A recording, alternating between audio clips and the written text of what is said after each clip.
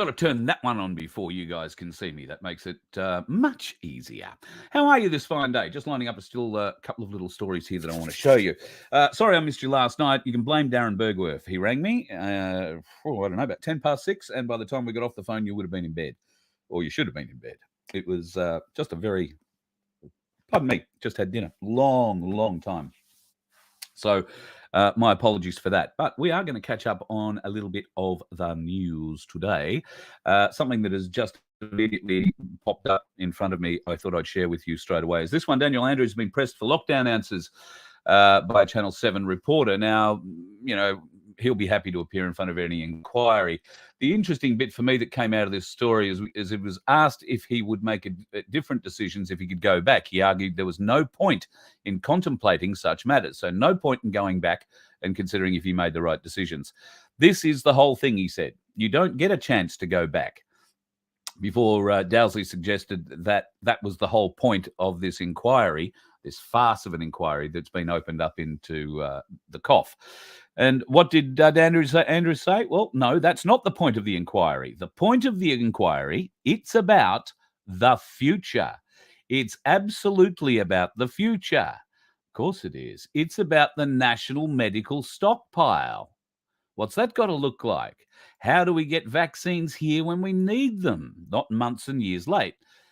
So he's inferring that the inquiry is going to be more looking at how we could be better prepared in the event of another pandemic by having more vaccines on shore already or being ready to produce them.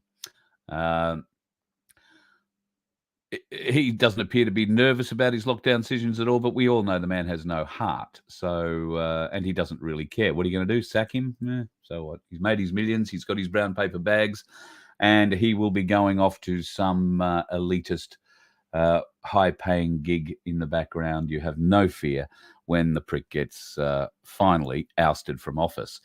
Can't happen soon enough. Probably needs to happen sooner rather than later, if you know what I mean. Something that I would like to also share with you is this. Now, there is a pretty interesting document floating around the interwebs right now at the moment. It is this document here. Now, it's probably a bit small because I've only got a very small copy of it, but that is, in fact, the referendum writ. Okay, that is the official referendum writ. Now, it says all the right words. The Governor-General has got his signature there on it. It's actually signed, per the Governor-General's, command by a special Minister of State down the bottom there. But look closely. Is there anything you see? Well, more particularly, is there anything you don't see? What about a writ? Seal. Remember the seal? We have to have the seal for it to be a true and real election or referendum. There is no seal on that document at all. I think that's a bit shitty, don't you? I think that would be the least they could be bloody doing. Put the seal on there. But no, they haven't, and that therefore is a fraudulent document if they're calling a referendum based on that. That makes the referendum fraudulent. It's that simple. It can't be any more simple, folks. No more simple than that. So I sent off an email to my old mate who never bothers ringing me anymore. I don't know why that is. But you can send a message to him. Ben Fordham. My message was along the lines of, hey, why don't you ask about where the writ seal is, the seal for the writ on there? Or don't you want to do that? That might... Maybe he thinks it's just another administrative error, like he thought it was during the last federal election. Never mind that the Governor-General has probably 200 administrative staff, all there geared to make sure that every I is dotted and every T is crossed. And all of them happen to, miss the point that Governor-General signed the document in the wrong place and it didn't have the seal on it. Oh, it's just an administrative error. Really? Well, it's still illegal. It's still unlawful. It's still fraudulent.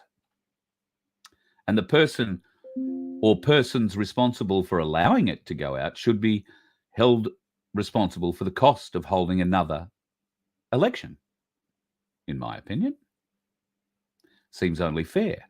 If you were the administration and those bureaucratic shiny bum pricks who work in the administration, and you were going to be held financially responsible for making mistakes like that, then don't you think you'd be a bit more serious and pay a bit more attention to detail in your everyday job?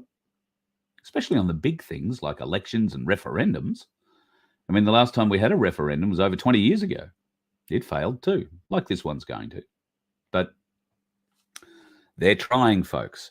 So why don't you feel free to ask Ben the same question. I've asked him to stand up for his listeners. I've asked him to stand up and be a journalist and tell the truth, or at least try and find it, be inquisitive, start asking questions. This is the second time now that something very, very official by way of election has come past us, and it will be the second time that Ben ignores it. Now, what does that say, Ben, about you? Why do you ignore it? There's no need to. We could have a very civil conversation about it, but you don't want to do that. I welcome you to come on this program if you're not brave enough to have me on yours, but will you? I don't think you will come on my show. I don't think you want to be seen on here either, because who knows? We might convince you of a few things, or you might just be another troll who's never going to be convinced. But the fact of the matter is, Ben Fordham is not a stupid man. He's quite an intelligent man from what I'm told about people who know him. We do know some of the same people. He's a quite intelligent man, quite a nice man from what I've been told by others. And I have no reason to doubt any of that. What I doubt is his professional credibility.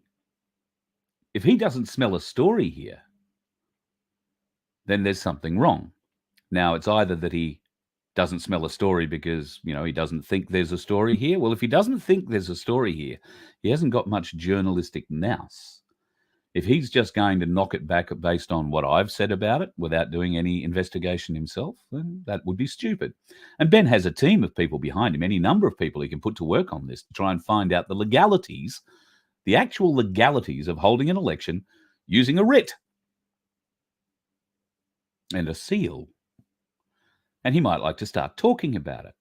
Now, if he doesn't want to start talking about it, we can assume that because he's not stupid, he doesn't want to tell you the truth. He doesn't want to highlight this fact to you, the people he's meant to be serving, helping, being truthful to. Call yourself an investigative reporter? Well, I give you more credibility than Ray Hadley, that's for fucking sure. But you've got a great team. Why won't they ask questions? So, if you feel that Ben could ask a few more questions about this, then I urge you to email their feedback line, which you can go to 2gb.com, click on the feedback link, and you'll pick your show, Ben Fordham Live. Hell, send one off to Ray, pass on my best, and see what he wants to say. I mean, Ray's just stupid enough to bite. He just might pick up the phone and call me. He's just silly enough to. I hope he does. That'd be a really interesting conversation. I'd love to watch him drown in that. But he won't for that reason. He knows he's out of his depth. And actually, no, that's wrong. He's not out of his depth at all. That's belittling him too much. Certainly not out of his depth. He doesn't want to tell you the truth. That's what it is. He doesn't want to tell you. None of them want to tell you the truth. And that might be because their bosses above them have said, don't tell them the truth. We're risking that 100% tax rebate we're being given by the government for, not letting anybody question their truth during the spicy cough. That's hundreds of millions of dollars, probably tens of millions of dollars coming back into Channel 9, the owners of 2GB. Now, tens of millions of dollars they're getting back. They have paid no tax for 12 months. All right? Or they may have paid it, but they're getting it all back.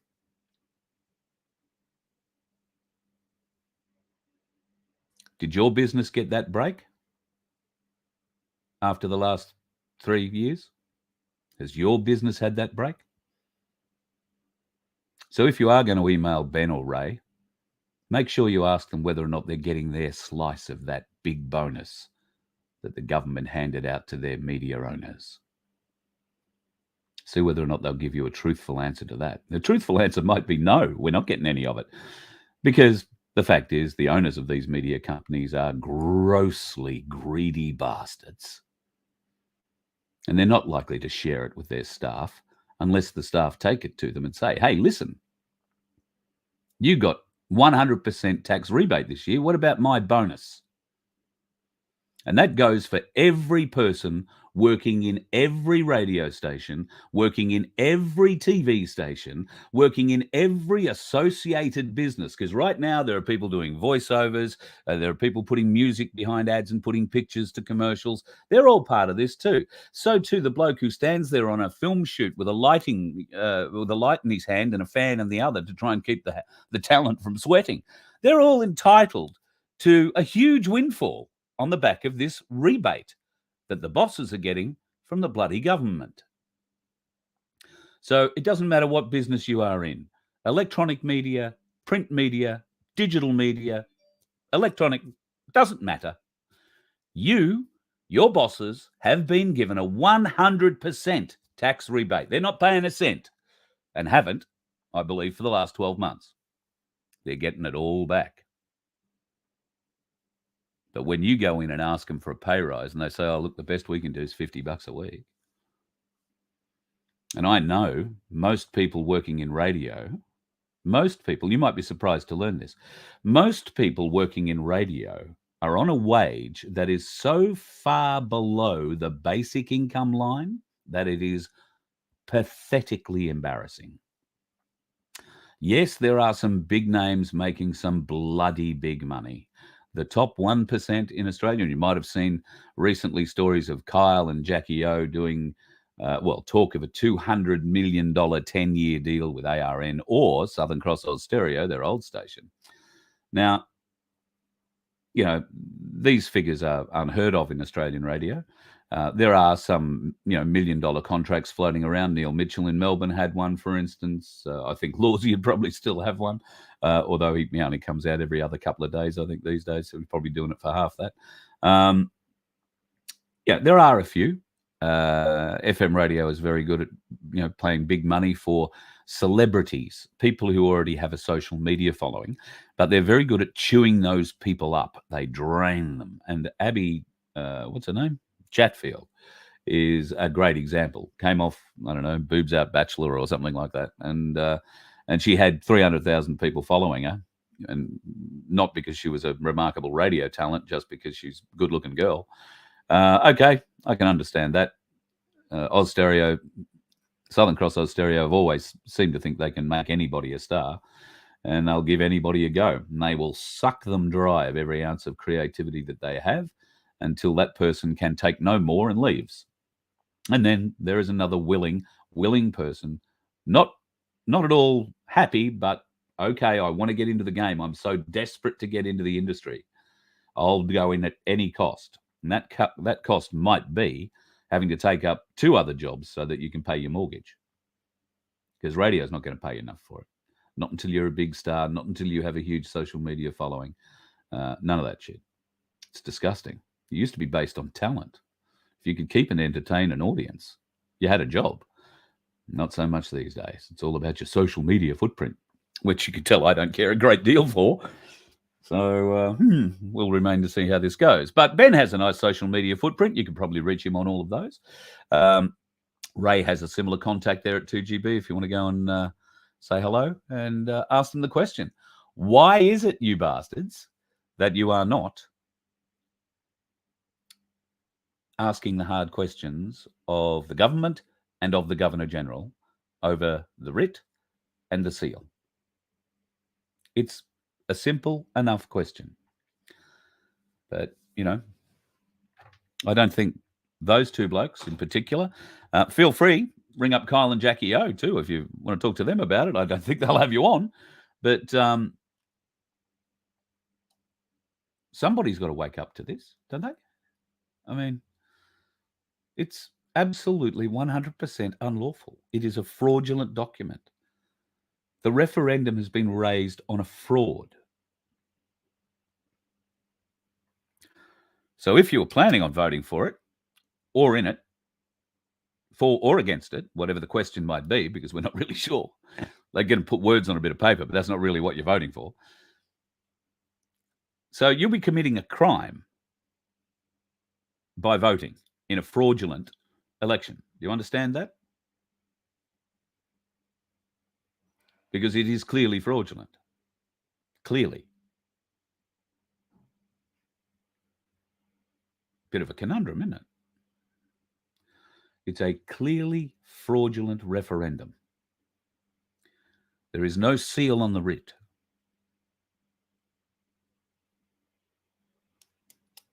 And yet our biggest, highest paid, Ben Fordham, Ray Hadley, radio stars, Neil Mitchell, are not asking these questions.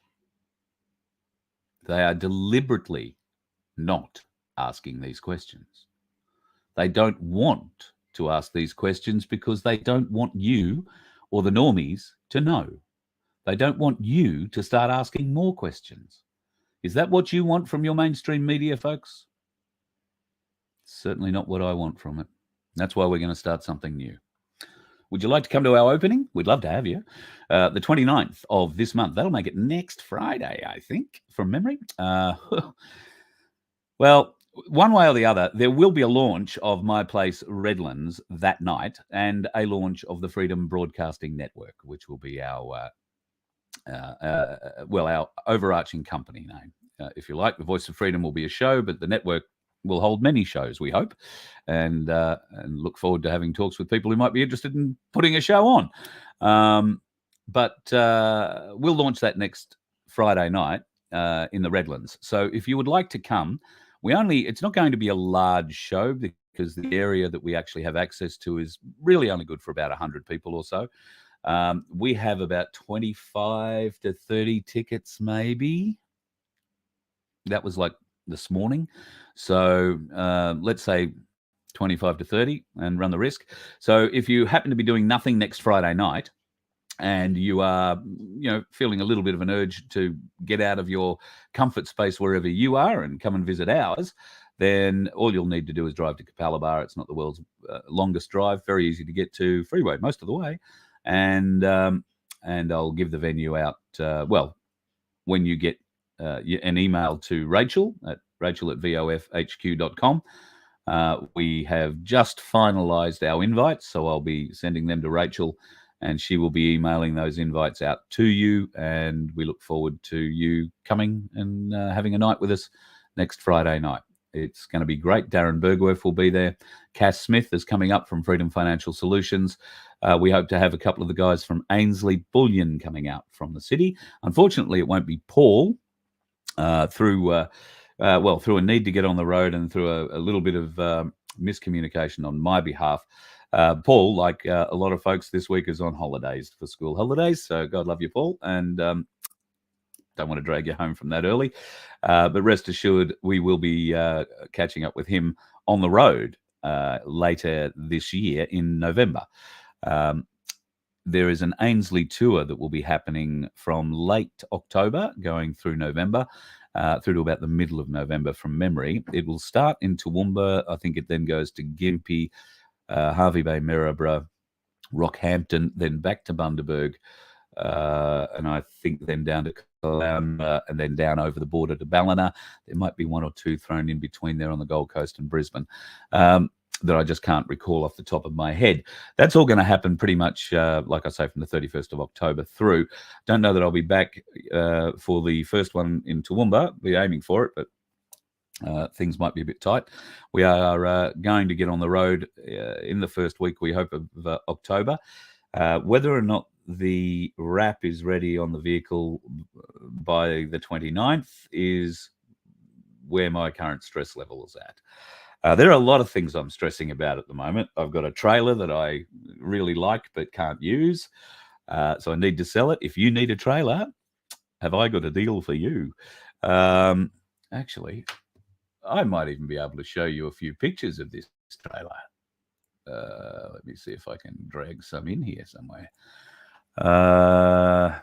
Yes, so we had to buy a trailer because the trailer more or less came with the bus, which was okay, except that my car does not fit on said trailer. And that is a little bit bloody disturbing, if I say so myself. Right, there we go. I'm going to suck a few of these things in. You will get a bit of an idea that this is a reasonably large trailer. I think she's about 6 meters long in all, but it's exceptionally good if you want to take a boat with you and or an ATV or a side by side, something like that. Or if you've got lots of motorbikes, and I mean lots of motorbikes, you can fit tons of them on there. If you want extra storage, there's a ton of that sort of stuff available to it too. So I would love to sell it to you for what we paid for it. That's all I want, because it's literally going to fuel money. There's no point in having this. There's no point in holding it. We need the money for fuel, and that's all there is to it. So while the trailer is bloody great, and I really wish I could make this work, unfortunately, I bloody well can't. So this is the trailer. You can see it's got those ramps that go up the top. That's where your tinny goes, and that large bar that hangs at the back. So your tinny goes up backwards and goes onto a tow ball that rests on the top of that bar at the back there. The ramps to get on and off lay down, and you can see on that ramp, and they slide across so you can drive up into the middle as well. It has huge bins on either side of it. That one, you could hide 4 children and enough food to feed them for a week in there. And they wouldn't be in the dark, because you can see there's some 12-volt connectors up there. You could leave them with a little torch and that kind of thing. And I think they look bloody sexy, if you ask me.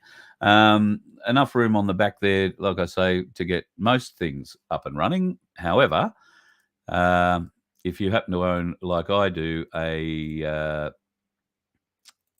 Hyundai Tucson, then it is about 10 centimeters too wide, because those rails that go up on the outside for the trailer have been made for a trailer axle, but they are quite wide and cut into the actual width of the bloody trailer, which is a pain in the appropriate parts. It does have a battery on it. You'll see that. Why does it have a battery on it? The battery is back here in the right behind the wheel.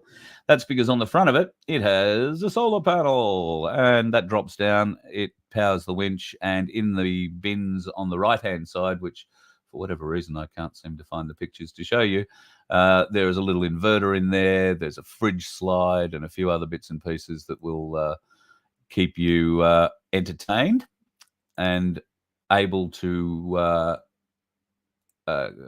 keep things powered. Really good charging. The battery goes really well. So yeah, a pretty good little setup. And this is the other thing I particularly liked about it. While that doesn't look terribly attractive, that actually folds out to a workbench, and it's a very solid workbench. You can put a device on there and all sorts of stuff. So yeah, very good. And you can see the bin right beside it where the inverter and or your fridge, or if you wanted to, you could put welder or compressor, air compressor, anything will fit in there. They are bloody huge, those bins, absolutely huge. They're about 1 meter deep and about 1 meter high each. So a lot of room, and it's I think a 5,000 pound winch on it, which really good just to hold your vehicle on from the front. It has some wheel wells on the tray, so whatever you drive, those front wheels will drop down into the well to secure it even more, and plenty of tie downs on it. So if you are interested in that trailer, please email me, carl@vofhq.com. I would love to hear from you. Now, I want to tell you about something that is absolutely shocking. I have discovered in the last couple of days that there is some evidence of the West Australian universities That's UWA. Trying to find a Windows document. There we go. That I'm trying to share with you. So let me just try and find that. So University of Western Australia has begun what I believe to be no, that's weird. Why can't it's not allowing me to see the thing I want to share with you? What else can I share? Won't be slides. No. All right. I'm going to read you a letter that I received from a concerned parent. Now, this concerned parent is significantly concerned for the right reasons. So bear with me while I'm looking up here. That's where the script is, where I can read it. My daughter got the assured pathway to MD offer in 2021 from the University of Western Australia. That was just after her year 12, and she accepted the offer after submitting the prerequisite documents at the time. That offer constitutes a contract between the university and the student. They're offering the student a place. And in this case, it's an assured pathway to MD, medical doctor. All right? Pardon me. As a matter of fact, UWA shouldn't be contacting her with a conditional offer solely based on vax status. At this stage, she has already accepted her offer back in 2021 when the university made the offer in writing. Okay, so the university has made and she has agreed to a contracted offer. Now, that contract extends through her assured pathway to MD. The contract assures her, provided she passes all the tests, she will be an MD at the end of that contract term. Now, the university seems to want to alter that contract and are providing a new contract.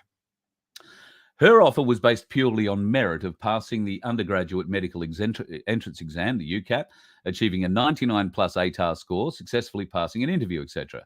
The condition to move on to year 3 should only be successfully passing all of your coursework. I would agree. Bear in mind, this young lady is 2 years into this course, or this is her second year. So she is 2 years into this course. She's going to be third year next year. How their program works is they enroll everyone in a common Bachelor of Biomedical Sciences program. Only those who are offered assured pathway to MD under the school leaver category and secured a position straight after year 12 can go through to MD without having to sit a graduate medical entrance exam called a GAMSAT. Others who didn't get the offer in first year must write GAMSAT, and if successful, they go to third year to continue as medicine. She got 2 offer letters in December 21. Back then, she completed all relevant documents, which are to prove her merit at the time, to start studying in the offered program Biomedical Science with assured pathway to MD on condition that she passed the prerequisite papers. Making an offer conditional on students accepting the vax is solely to force them to get vaxxed. The university adding COVID doses and boosters as requirements have no justification, as the healthcare workers don't need to get them anymore in Western Australia. There is no mandated government mandate in the health, I think, anywhere in Australia, in any health department anywhere in Australia anymore. University is demanding students to get jabbed to be able to do clinical work experience when full-time nurses, doctors, etc. don't need it. So it is, as this concerned parent has said, quite illogical. Bloody illogical. Now, these things suggest that their motivation is simply to force students into taking them, especially the C19 jabs, and in a very sneaky way, and making it conditional on their offer. Now, I cannot understand how the university could be allowed to do that. They probably have, as part of that initial contract offer that she received back in 2021, in the small print somewhere, a dot or a star that says, you know, we reserve the right to change the offer document at any time. If that's not in there, then I would suggest that the university doesn't have a leg to stand on. They have to be held to the original offer document. However, we all know that that's what should happen and what actually happens are two vastly different things. So what to do? Well, you can contact Students Voice, not students, Students Voice at gmail.com. If you're a concerned parent, please contact Students, STUDNS. I forgot the rest of it. Wait for it to come up. Students Voice at gmail.com. Students Voice at email.com. However, if you'd like to go a bit further, have a look down here. I think we should be emailing, I think we should be calling the University of Western Australia and asking what the hell it is they think they're doing. We should also be flagging this in our universities that our children are going to on the East Coast. Are they planning something like that here? What happens if UWA is allowed to do this and it spreads to other medical teaching institutions? I mean, I'm sure it probably already has. The university hospital, teaching hospitals here in Queensland, for instance, I mean, I don't think you can get in there without being jabbed. And if you do get in, they'd still treat you like a leper, because obviously you're one of those people that dissented all the way through. So the moment you tell them you're not jabbed, they know you've been playing this game the whole line and you're not going to change. And they'll smile politely and, oh, yeah, but just sit in that room by yourself, or just go over there and put this mask on. Tell them to jam the mask. Do nothing. But if this shit starts to spread to our universities everywhere in Australia, what is going to happen to the new crop of doctors in 5 to 7 years' time? God knows enough of the medical staff who have blindly held their arm out and been jabbed and are having buyer's regret, many of them having a lot of buyer's regret. A lot of them are very upset they were forced into this just to keep their job, but it was your decision. You chose to do that. Plenty of others chose the other way, and it's been hard, yes. So there is no growth without pain. If you choose not to have the growth or the pain, you just get what you're given. So if you would like to be a part of this, if you would like to find out how the university thinks this is lawful, to create their own mandate, to forcibly, coercively demand a body invasion with a medical device. Where does the university get its authority to do that? What power does it have to demand an invasion on your body? Because that's what they're demanding. I think the University of Western Australia better have very deep coffers, because there's going to be a lot of pushback on this. The problem is, it's not going to come from the students. You have to understand, these kids, for the most part, have grown up wanting to be a doctor all their life. That's all they've been focused on. This girl in particular has come out of year 12 and done extremely well, 99 plus ATAR. You know, they don't come much smarter than that. And she's been 100% focused on this her whole life. Now, think back to when you were focused on what you wanted to be. You would have done anything to get in the door. And this goes back to what I was saying before about radio wages. You know, people will get in the door and be paid nothing, and will be glad to do it, glad to get it. They'll get paid a third of what anybody else will get paid for a normal working week, and they'll love it for no real good reason at all. They will struggle every week to pay the bills. They will struggle every month to pay their electricity. They will struggle every month to pay their phone bills. That's what radio and TV in the back room is like these days, if you're not in the top 1%. It's bullshit. And that's what doctoring is going to become. We're going to lose a lot of the current medical staff to death because they're all juiced up. They're going to die. Some sooner or later, some sooner than others. But they are going to shuffle off this mortal coil. Some of them might go naturally. What happens when we're infecting the upcoming replacement doctors, the ones we're teaching now? That's what UWA is doing. They are infecting those kids. Now, unfortunately, most of them have probably already got the jab because they were of the age group that swallowed the bullshit. They don't ask questions, they take advice. This young lady in particular, her mother is the one that's very, very concerned about this, and it's the parents that are concerned about this. The students, well, they're focused on the fact that they're going to be a doctor. And while this student in particular doesn't agree with the actions that the university is taking, she's not going to jeopardize her desire to be a doctor by saying, well, I'm not going to go and give you every... Well, they want the entire vaccine, your entire vaccine history from birth. You have to be up to date before you'll be allowed to continue your offer. So I think that is absolutely friggin' disgusting. And if you would like to offer the parents of these students some support, then please send them an email to studentsvoice@gmail.com, STUDNS voice@gmail.com. And yeah, we'll see. We'll just see how well that goes. But also, if you would like to get a hold of the university, then there are a few details there scrolling along the bottom that you can give them a call or email old mate Amit, who is the Vice Chancellor in charge of this bullshit. Amit Chakma. Well, I don't know. He's not driving Uber. Give that a low. All right, let's go on to a few other juicy things because there is a bit of interesting stuff around.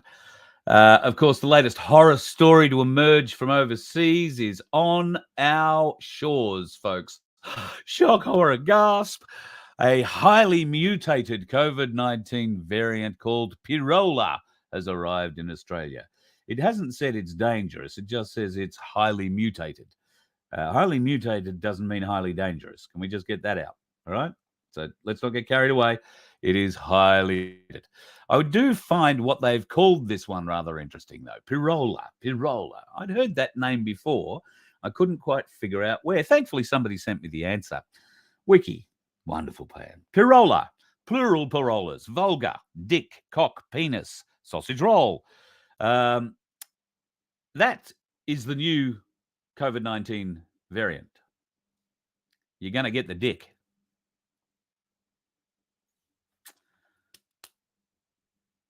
I mean, would you believe it, folks? Would you believe it? Pirola. So there you go. That's one to keep you entertained and interested. I don't know if you catch up on much from the Cairns News. Cairns News is a really, really, really good little website to go and check out. They have some magnificent stories.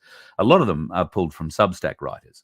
And there are some very, very smart people writing in Substack, including this guy called Stephen Reason. The primary objective for The Voice was always treasonous. It was never intended to benefit Indigenous Australians, having been drafted by the United Nations, 100%. Now, what was their plan? Well, the plan was this: instigate a token return of land to the Indigenous via the Native Title Act. That was already achieved and is ongoing. 2, change the Australian Constitution to establish a controlled parallel parliament represented by an executive Indigenous voice. That's the current agenda. 3, use the controlled voice to literally divide and conquer by ratifying a treaty, confiscating stolen land and sacred land, and then reallocating the carved-up country and its assets via a truth tribunal to the exclusive ownership of transnational globalists. Stephen is right on the money here. It's exactly what it is. Now, the gambit is being attempted in every post-colonialist nation, and the Indigenous everywhere are being similarly exploited to achieve the exact same totalitarian end: the globalist conquest of lands, the capture and foreign control of all national resources, and the absolute subjugation and degradation of all people. And Stephen believes they are failing. I tend to agree. I think they are too. Indeed, the truth is already circulating amongst the masses, and at present an informed silent majority are aware that it must be a resounding no when we go to the ballot. So hats off to Stephen. Great article. Commend the Cairns News to you at all times. We talked a little bit about the farce of an inquiry that's being launched here. They are going to have so many loopholes, and they've said this is going to be an independent inquiry. Well, it'll be anything but independent, and the terms of its inquiry will be very strictly managed. So you can be guaranteed we will get no satisfaction out of this at all. In fact, the only way we are going to get truth and satisfaction out of any kind of C-19 inquiry and our government and bureaucratic intervention in it is in a Nuremberg 2.0 type trial. That is the only way we are going to find out the truth. If the government is allowed to investigate itself, as the fuckwit Albanese is just lined up to do, then the people are going to get shafted yet again. Are you going to stand up and be shafted? Or are you going to stand up and push back? Surely you've got to start being a little bit sore by now. All this shafting starts to sting.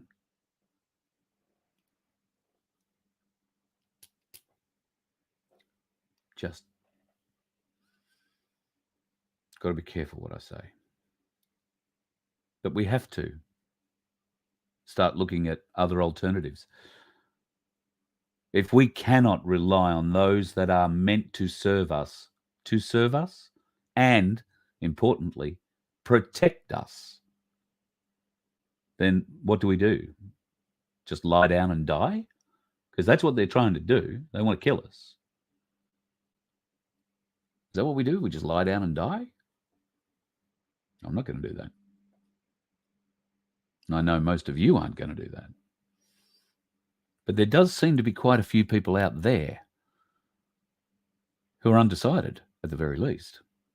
And there are quite a few more who would fight us over this and be happy to see us dead for it. Because we're just stupid. We're too stupid to breathe because we didn't take the first jab. Oh, well, take that tinfoil hat and jam it up your jacksie. Yeah, the battle's going to get harder. And I think it's going to come sooner. So be prepared, folks. Be prepared. Oh, speaking of prepared, I was talking the other day. I said, why don't we try this? Something we can do. Maybe we put it to the test. We do our own little personal lockdown, withdraw our services. It was all right for them to tell us to stay home and withdraw our services from them when they wanted it to be done. What about if we decided to do it? And I went out the other day and did a little inspection of our stockpile of food. So our stockpile is very much right at the cusp of that time where it could be used right now for just such a purpose. A week, a 2 week, a 3 week. We could probably go 3 weeks on what we've got and just withdraw all services. Other than that, it's chuck it out and stock up and wait again. What do you want to do? So I think we need to talk about that going forward. I think I've covered everything on the page so far, and I haven't even looked at your comments tonight. So I do beg your pardon. I didn't want to get waylaid because there was a bit of stuff I wanted to get out. Spring Tea was first in the house tonight. Thank you so much. Chris, how are you, buddy? Peg's Place, Billy, and Vince. He rolled around. Vince is a legend of a man. I hope you're feeling a bit better, Vince. He's had the lurgy come his way, which is a bit upsetting. G'day, Harm. Good to hear things are going your way down in your part of the world too, mate. I'm glad things are going well down there. Camillo, wonderful man. Now, next Thursday night, they're having a big My Place on the Sunshine Coast with Darren Bergwerf. It's at Barine Point. So the pub at Barine Point, Amarillo Hotel, from memory. Or something like that. So if you're up in Gympie or the Sunshine Coast area and you want to catch up with Darren, then Thursday night at Barine Point will be the place to be. Wednesday night, he'll be on the Gold Coast. I think I might turn up on the Gold Coast Wednesday night too and say g'day. And Friday, he'll be appearing at the opening of Redlands, my place, and the launch of what we hope will be the Freedom Broadcasting Network outside broadcast unit, providing it gets wrapped in time. Otherwise, it'll still be that launch, just without the vehicle. We'll have to do something else, but we'll figure it out. It won't be the world's greatest thing. It won't be the world's worst thing if it doesn't happen that night. But we have had some challenges with the design, let me just say. All right, having a bit of a glance down, seeing whether or not there are any questions that you particularly needed me to have a look at. You want to know who South Australian Police Commission was? Hang on, let me have a look here, Pete.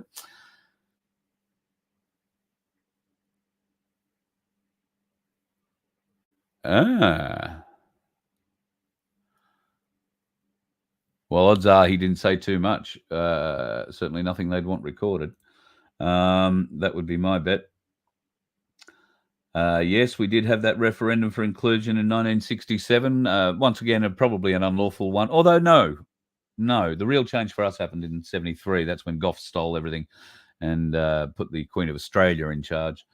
So that was probably the last lawful referendum that was actually held. Yeah, something. Thank you, Rhonda. Well, the more people that email him and ask him about this, and the more that he refuses to ask the questions, I think your understanding of what he is could be closer to the mark. Bill Hilly's got the right idea too, by it seems.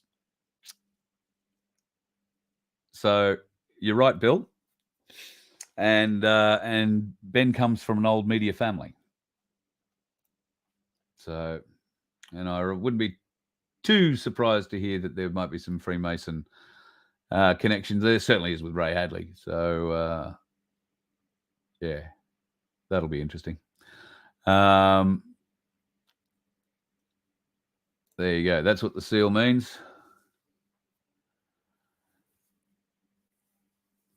Yeah, so thanks for that, Bill. That is a good pickup. Yes, you are 100% in that. Sunflower, lovely woman. Thank you so much for your super sticker. Those super stickers get me through. You've got no idea, folks. In fact, I think Google wound up paying today, and it's not a huge amount of money. It's like $100 and something, but made all the difference today. It put fuel in my car. So I really appreciate these stickers. Mean a lot.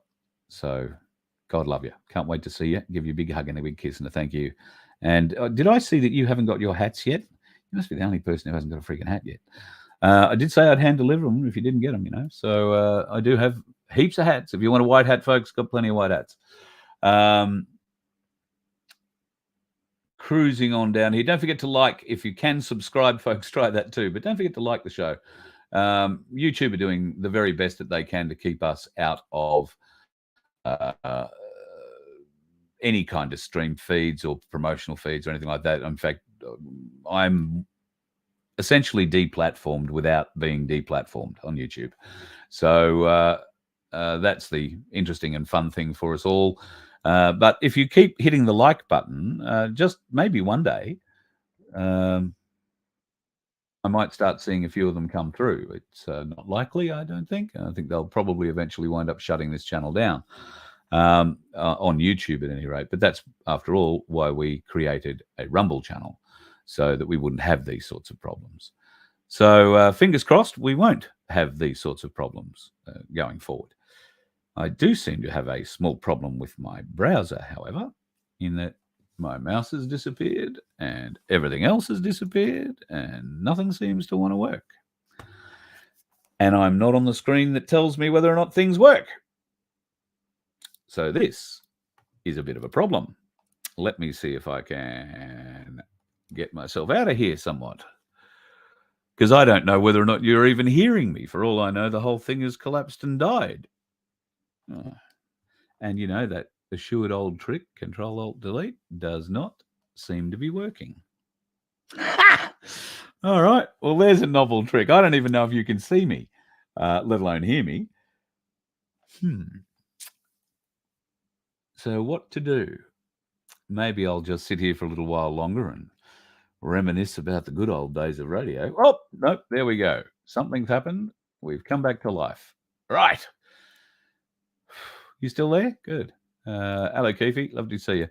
Right, so do apologise for that. Don't know what the hell happened. Was trying to bring up another screen to show you something, and it just had a conniption from friggin' hell. So, yeah, sorry about that. We'll see whether or not I can dig up this other website I was trying to show you before we depart for a Friday night. There are... no, that's going to be... it's going to be a pain in the bum. Now it needs me to do that. Right. These things. Painful. Oh, God. Right, folks, it's making life very painful. And I think without me having to go and check 55,000 bloody things. Oh, thanks, Sandy. Am I back live again now?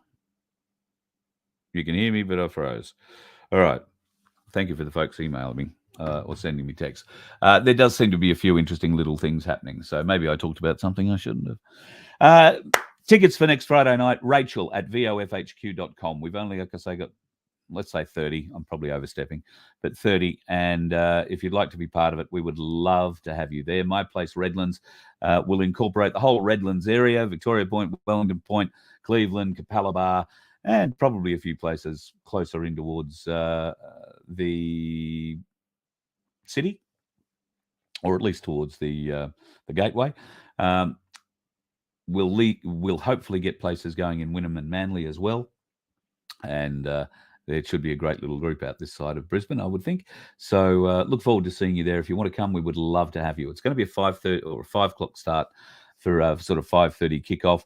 Give you time to have something to eat and maybe sample the wares. And we'll have an interesting bit of an evening where we'll give you a bit of an insight to what we're going to do with the Freedom Broadcasting Network and My Place Around Australia. Darren will be there to have a good chat about that. We'll talk a bit about self-managed super funds, and we'll talk a bit about the venue that we're going to be at. So look forward to seeing you there. Tickets, if you want to come, it's next Friday night. And Rachel at vofhq.com will get those tickets. RACHEL at vofhq.com. Good news at the moment for Assange followers. There is a delegation of Australian politicians, broadly speaking, from all parties except the Liberals, who are currently in Washington trying to negotiate for Julian Assange's release from Belmarsh Prison and his extradition back to Australia. They are trying to get the Americans to drop their insistence on his deportation rather, from England to America, so that he can spend the rest of what's left of his life in a very small little dark box, never to see sunlight again, because of the truth that he exposed. Of course, Assange is a journalist. He should be protected under the First Amendment, the US First Amendment, the Freedom of Speech Amendment, but not when there's a Democrat in charge. Well, is there a Democrat in charge? That really is the question. And will he be in charge much longer? There's a lot of really weird shit coming out about Biden. And when I say a lot of really weird shit coming out about Biden, I mean there's just, everything from he's dead or going to be dead or he's going to have a heart attack on camera in front of the world. There will be a problem with that Harris woman, the VP. She's not going to be able to step up. Matt Gaetz is pressuring McCarthy at the moment, the Speaker of the House, and I believe that there is a high chance that the Speaker of the House job could be up for renegotiation shortly. If that is the case, and Biden is gone and Kamala Harris can't step up for whatever reason, then guess who might become the Speaker and therefore the President? Yes, Donald John Trump. Could be an interesting time. Dates. People talk about dates a lot, and, I don't really like giving out dates. But the dates that we are hearing at the moment, and people keep asking me about, and all I can say to you is, well, look, it's a date. Like any other, don't get your hopes up, but be aware. Keep your eyes open. And one of those dates is tomorrow, the 23rd. All right? Meant to be very significant. Now, that could mean Sunday morning for us, right? Because it might be 23rd American time or European time or whenever. At any rate, it's unlikely to start with us on a Saturday, but we'll see. Maybe the banks have closed down now. Have you been to an ATM tonight to see if you can get money out? Well, you won't be getting much out of a Macquarie Bank ATM because they're not dealing with bloody money anymore, remember? Oh, no, sorry, ATMs is the only way those bastards are going to work in future. So, yeah, difficult, very, very difficult at all. Sorry, Peg, what was that? You went to a doctor today. She's sick and most at her clinic are sick. Isn't that funny? The lady that I was speaking to today, the concerned parent that I was speaking to today, mentioned something similar. Her partner had said to her, "You're just a conspiracy nut. Look at all the people around us who've been jabbed." And they haven't, their family hasn't, but look at all the people around us, all the friends, all the family that have been jabbed, and none of them have died. Well, that's great. That's fortunate. But we all know people, whether they're close to us or not, we all know by one or two steps away from us, people who have passed away. But I said, that's not really the point. The point is, are they sick? Because that's what this thing does.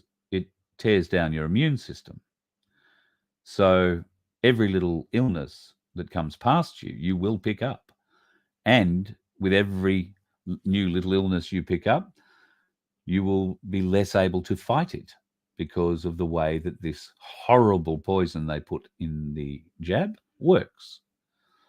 So these people are just going to get sick. Oh, feeling a bit heavy. Oh, I'm a bit tired, a bit heavy in the chest. Oh, I've got a respiratory problem. Yeah, got just a respiratory problem. Oh, well, I'm 60 years old. I probably, have given my heart a good go. It's not surprising it's having a few problems.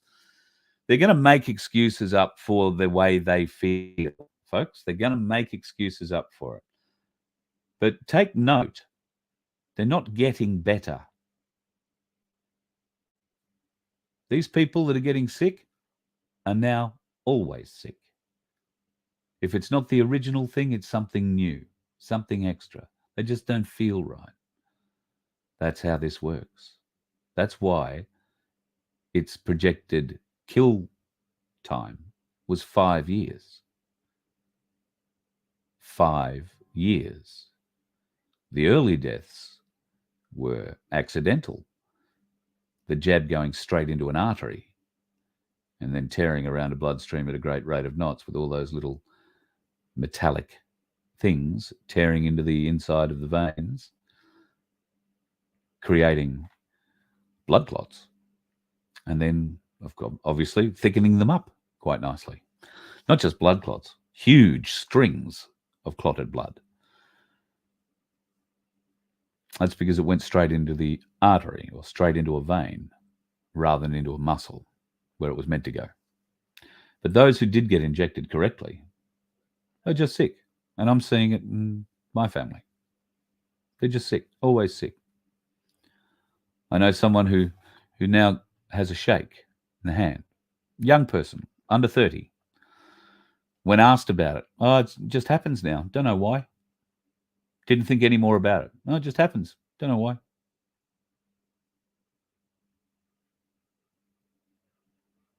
How do you wake someone up like that? Hopefully it comes soon. That's all I can hope. Bill, what? They've introduced empathy tests in exams for doctors. Yeah. Yeah. No, I think that's why they have nurses, isn't it? For the empathy.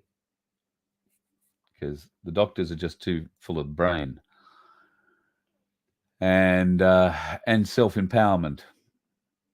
Because after all, they went to university and studied a lot, read all the information, memorized all the information, like good little brainwashies.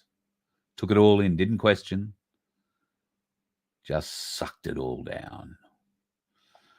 Hope they're proud.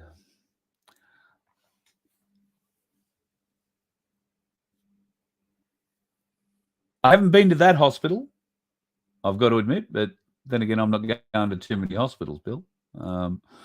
Just between you, me, and the gatepost. I have I know a few nurses, and I'm thinking of one in particular. I'm not sure that she watches this show.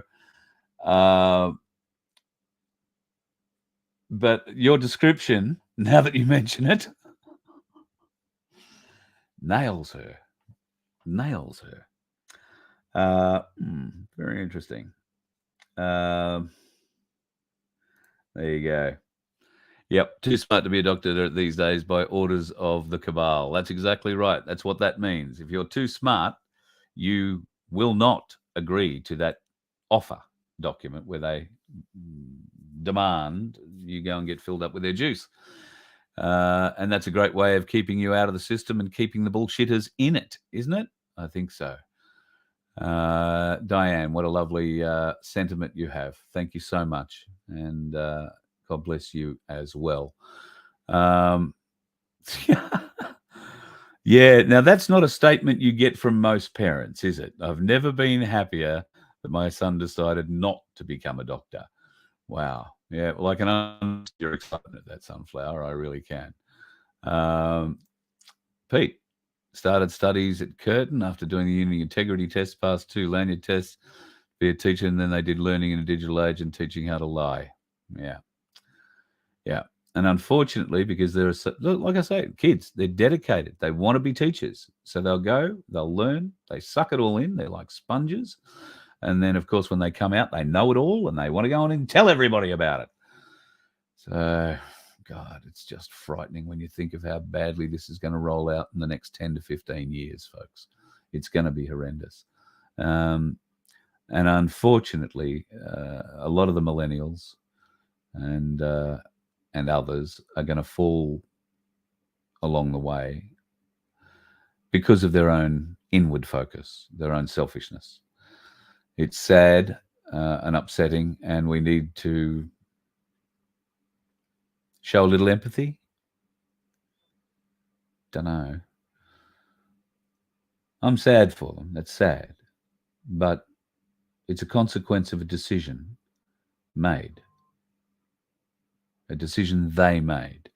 Whether they were coerced into it or not, they had to make the decision. And these days, teenagers don't have to be coerced into anything to make a decision or not make it. But this time, the government found a way to do that. They isolated the teens.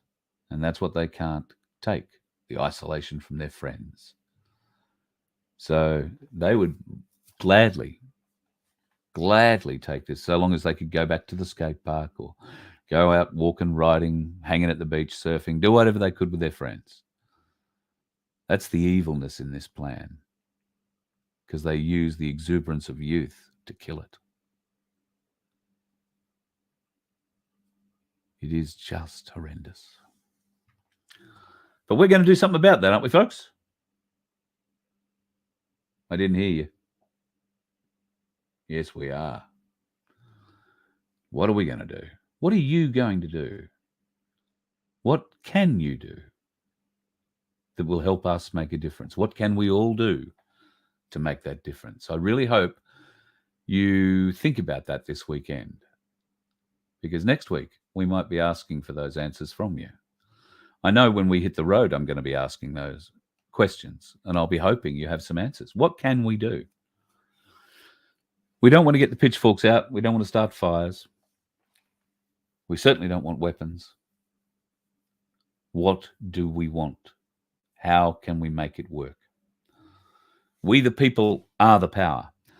As much as I want to believe, and do believe, that there is a white hat influence in all of this, I also believe military is the only way. I want to believe deeply in the whole Q solution, in the military solution. And I deeply, deeply hope and pray that our Australian military has an element inside it ready to support the people they joined to serve. Not the officers, not the liars and the Freemasons running the shit show, but the people of Australia. They're the people, those who enlist, choose to serve. Without the military to be the people's enforcement arm, We need more. So what can you do? What can we all do together? Think about it. I'm really looking forward to hearing your answers. Because we need to do it sooner rather than later. Misha, thank you so much for your sticker. I appreciate you so much. Looking forward to catching up soon, I hope. Yes, what a good point, George. Have you noticed that the jabbed who don't understand why they just can't shake that cold? Yeah, nobody seems to understand it. It's quite strange at the end of the day. Here we go. That's the pub we're going to at Boreen Point next week, the Apollonian Hotel, Boreen Point, which is sort of north of Noosa, south of Gympie, Sunshine Coast, folks. I guess it's from Mooloolaba or from Maroochydore, 45 minutes maybe? Maybe 45 minutes. Yeah, thereabouts. Might be a little longer. But would be a great night. Darren's there Thursday next week. So if you want to catch up with the man from my place, then be there, the Apollonian Hotel at Boreen Point. Thank you for correcting me on that one, Sunflower. Am I coming to Port, my place? Which port? There are a few. Port Macquarie, Port Kembla, Port Arlington. Trying to think of a few more ports. Port of Brisbane, Port of Mackay. I've got a ticket. I can get into the Port of Mackay, believe it or not.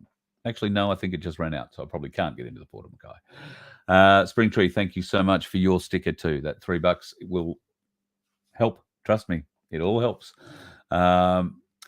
Thank you, Diane. JJ's must have been saying some pretty nice things tonight. I'm sorry, must have missed them in the scroll down. So I appreciate you for that. Dave, you're late, but that's all right. We know you can always go back and watch it again. We know you do. You're a closet recorded watcher. We know.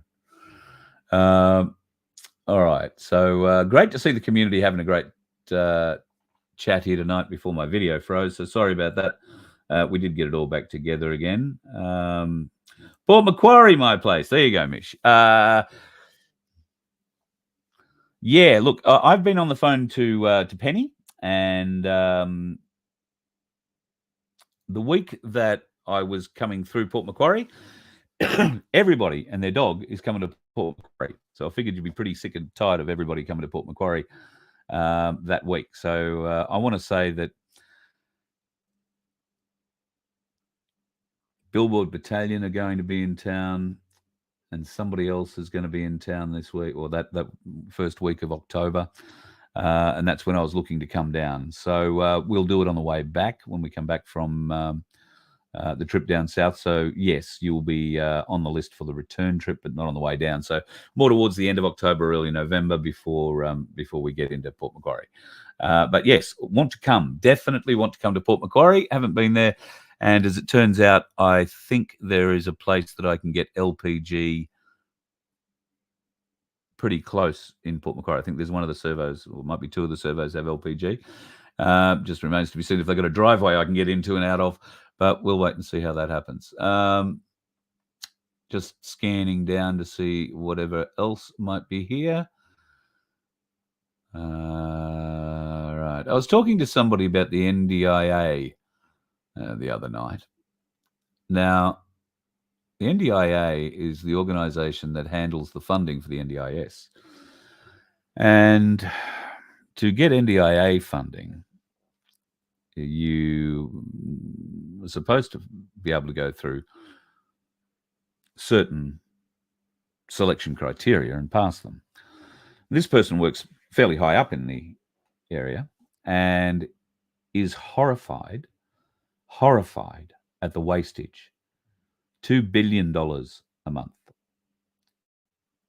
Now, I can give you an example of someone who uses this service who was charged $8,000 for an I think it was a 6-day or a 6-night, 7-day stay in a home I want to say up near Bribie Island. $8,000. Now, that $8,000 included a carer, not full-time, but for a few hours every day. Come in, give them a hand, take them to the shops, do whatever they needed doing for that. There was meant to be food supplied, and there was. It was black and gold goods from the bottom shelf at the supermarket, the cheapest stuff they could possibly buy. And this is a person who provides a property to the NDIA to rent out to people who have disability or are in need of some form of care. They've charged this person $8,000 for 6 days, providing all the food, meant to have the place clean, all the ins and outs. None of it. Just shit food, absolutely the lowest priced crap that they had to provide, and they only provided the bare necessities, and the milk was out of date. $8,000 they got paid. Well, they didn't get all of that. There was a carer who probably got $750, maybe $1,000 out of that. But the rest of it has gone to the operators and the leechers and the hangers-on to that house owner. This is a rort of preposterous proportions. And the person I was speaking to is just about ready to open up and tell us about it. You will be shocked. One of the conversations that we had was about morals. This person considers themselves moral, makes moral decisions, wants to help people, and has worked in the government bureaucracy in a variety of areas, in a large variety of areas for many years, from the tax department to the Department of Foreign Affairs and Trade. This person has been in the background predominantly dealing with us, the people, on the phone, fixing or trying to fix problems. What this person has discovered is that there is very few people working for the NDIA that are moral. They don't care. There are even less people receiving money or contracting with the NDIA that are moral. They are robbing the system. They are robbing us, the people. And if you happen to be involved in it, here's a warning.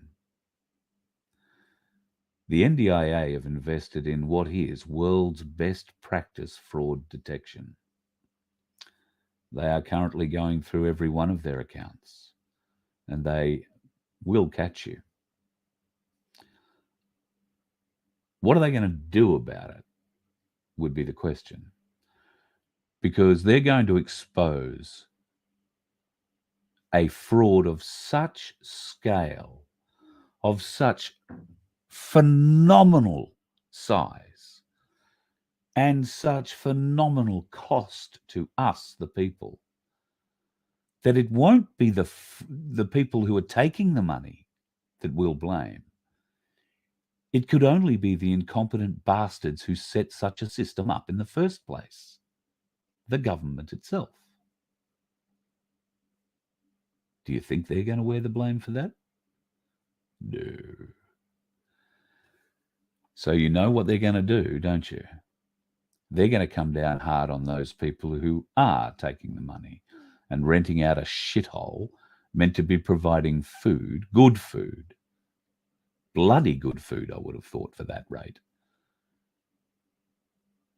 to these disabled or otherwise needy people.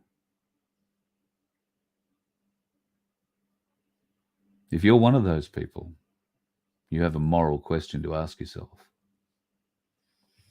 And if you're unable to ask that moral question, I can tell you, someone's going to come and knock on your door soon, and the question's going to be asked.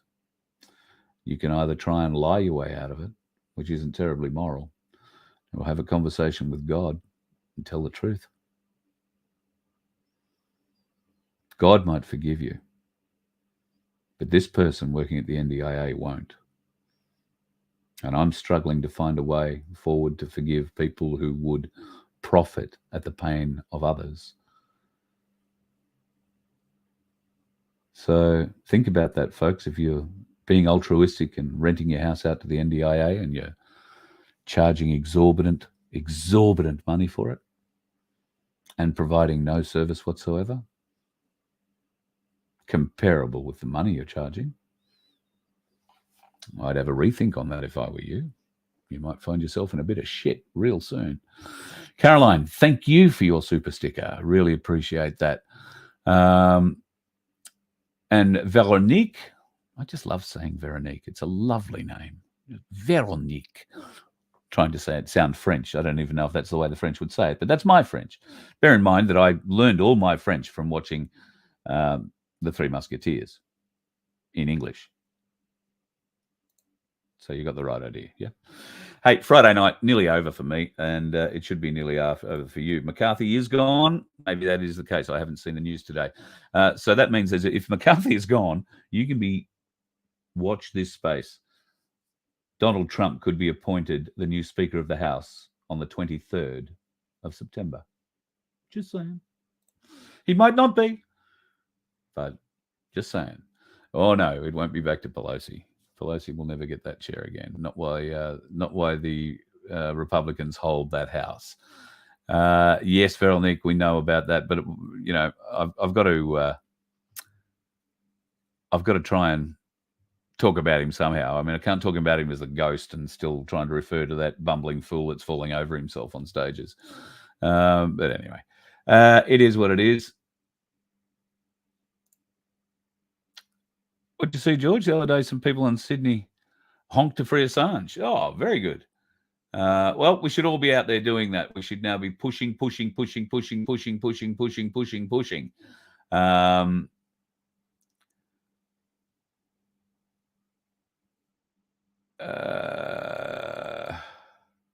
Sorry, I'm just trying to read a few of these things. Oh, here we go. Ivanka just took $1 million worth of essentials to Maori, including scooters. GDT would not let his big girl go there if she wasn't safe. You're 100% right there. Yeah. So what we need to find out, though, is how many people died on Maui. Lahaina is just devastated. Thousands of kids are missing. So we've got to get that truth out, and hopefully there'll be more of it. I've got to admit, I haven't been over the American sites in the last couple of days with everything that's going on around here at the moment. I don't have enough time, but I'm sorry for letting you down in that regard, but we will pick that game up.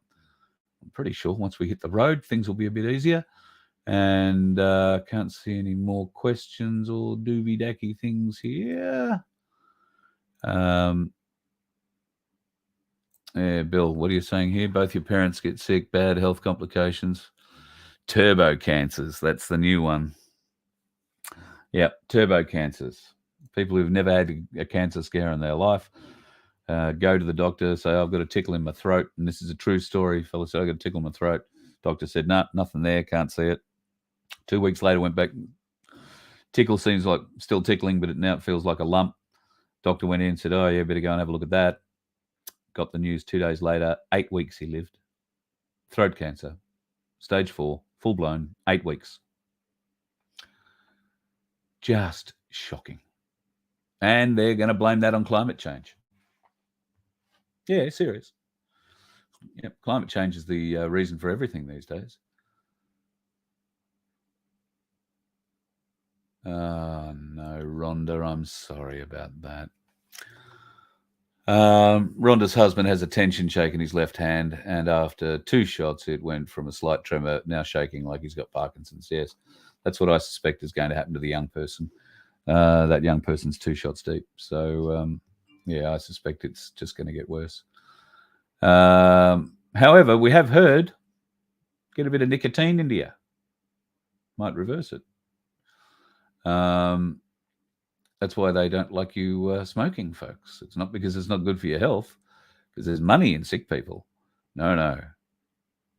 The nicotine has been shown to reverse some of the staggering effects from the jab. So worthwhile keeping it in mind. Just saying. Just saying. All right, how long have I been going? Shit, been going an hour and 20 minutes. I didn't think I had enough to fill up an hour here today. So great to see everybody still chatting away. Need to get 25 landowners business to activate made a card, and that's 61. Camillo might get you on to have a talk about that. Don't know how we need to get 25 landowners. I mean, the 25 barons is probably what you're referring to there, but we don't have any Australian barons as far as I'm aware. But let's have a talk. I've only seen one comment, not the whole story, and we'll find out what's going on there. All right, folks, going to love you and leave you because it is Friday night and you've probably got better things to go off with than stare at an ugly head on a night like tonight. I do hope you have a great weekend. Don't go out and get too carried away. Certainly don't go out poisoning yourself with huge amounts of alcohol and associated bad living. I've done enough of that in my lifetime, and look at the result. So I should be a warning to all. Try not to go out and do that to yourself, but do go out and have a bit of fun. It's hopefully going to be a good weekend. I don't know what the weather's holding up like the last few days in Queensland, and I believe down Sydney way has been very warm indeed. So a bit more of that heat coming. If you're up for a scare, then obviously go and check out the Bureau of Meteorology. They always seem happy to throw up a scare. Whatever you're going to do, make sure you do it on the roads and do it safely, because you know, there are those dickheads out there. You let one ant stand up to us, then they all might stand up. Those puny little ants outnumber us 100 to 1. And if they ever figure that out, there goes our way of life. It's not about food. It's about keeping those ants in line. That's why we're going back. Does anybody else want to stay? Let's rock!